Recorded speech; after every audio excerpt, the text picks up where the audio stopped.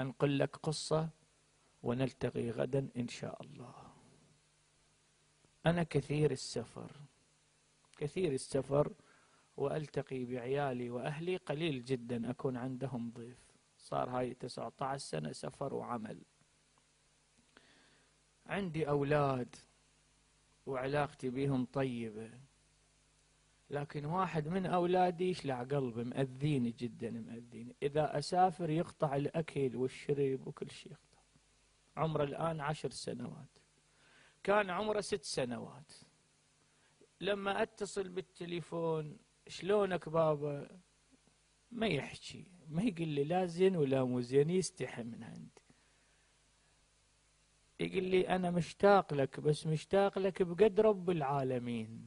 هاي كلمته. أقول له ليش بقد رب العالمين؟ يقول لي مو ماكو أكثر وأكبر من الله. قلت له زين بابا، هو اسمه علي رضا أبو ذر، بابا وين الصبر؟ يقول لي لا بابا ماكو صبر. بعدين أمه تلح عليه إخوانه من يحطون أكل طيب شرب طيب، يقولوا له أكل اشرب، يقول لهم ماكو طعم بالأكل، ماكو طعم. يقول ليش؟ يقول لهم بابا ما موجود. شاطر بالمدرسة زين، مؤدب زين.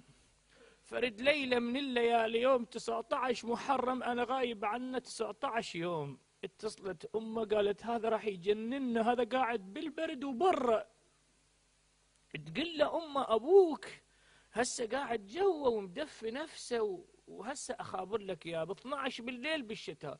قالها ما يخالف، حتى لو بابا قاعد أنا أريد أقعد برا، ما أقدر أقعد جوا. فحاكيته بالتليفون، بابا شنو القضية؟ كلمة واحدة قال بابا نفذ صبري بعد ما أقدر. زين أنا وين أروح؟ أنا عندي التزام وبث مباشر ومسؤولية. فقلت له اعطيني مجال ساعة. فتوجهت للنجف، رددت نادوا عليا مظهر العجائب تجده عونا لك. قلت له يا أبا الحسن هسه أنا عايز إرباك، أنا أب وش أصير؟ ما أقدر، فما أتمكن من هذا. هسه لا أقدر أروح لو أترك المجلس، هو عنده مدرسة ما أقدر أجيبه. حيرة. التفت لي يا أمير المؤمنين الساعة 12:30، اتصلت قالوا لي نام أبو ذر. هو الوحده انسحب وراح لفراشه ونام، أنا أيضا ذهبت للنوم. لكن والله وأنا ما أقسم وحق مصيبة أبي عبد الله، في ذيك الليلة وإذا أمير المؤمنين يمي في البيت جالس موجود في نفس البيت اللي أنا موجود به. أنا قعدت وإذا بي علي بن أبي طالب وأبو الحسن. قال لي بالحرف الواحد محمد أنت مو ندى بيت؟ قلت له إيه مولاي. قال لا تشيل هم لابنك من الليلة، بالحرف الواحد هذا. ابنك لا تشيل له هم، ابنك يمي من الليلة. جلست بس أنا من جلست ويا صلاة الفجر كانوا ناس يمي موجودين في البيت خدم للحسين. أنا جلست شوية صوت بكائي كان عالي جدا، وأصيح يا أبا الحسن أنا شنو تجي الموضوع ما يسوى، فمتفاعل ويا الموضوع.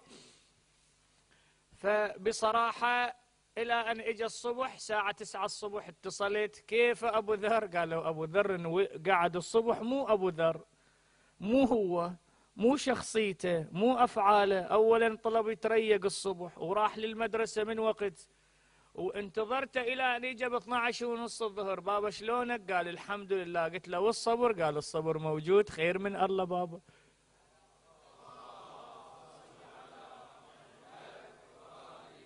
أنا سديت التليفون وقعدت هذن رجلي يشهدن، قعدت على ركبي أبكي.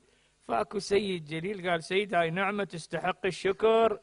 هذا الولد والله من ذيك الليلة إلى هذا اليوم الولد فوق التمام، موقفه، معنوياته، سوالفه، اتصالاته، تصرفاته، المهم لأن تكفل أمير المؤمنين. بس أنا كل ما أذكر هذا الموقف أقول قضيتي ما تسوى، قضيتي بسيطة، قضيتي عاطفية، وأمير المؤمنين إجا. شلون يقولون ما إجا لزينب ليلتين؟ شلون يقولون عام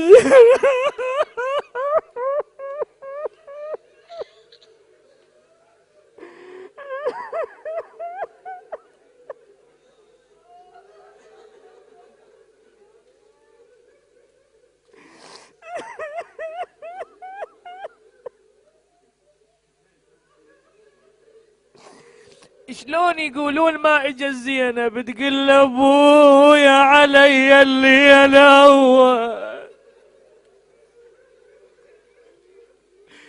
يا زينب. هي هاي طلعها لاهل البيت، طلعها وقلها سجليها يا فاطمه.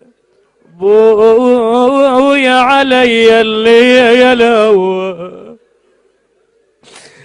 هوابت حرمة وغريبة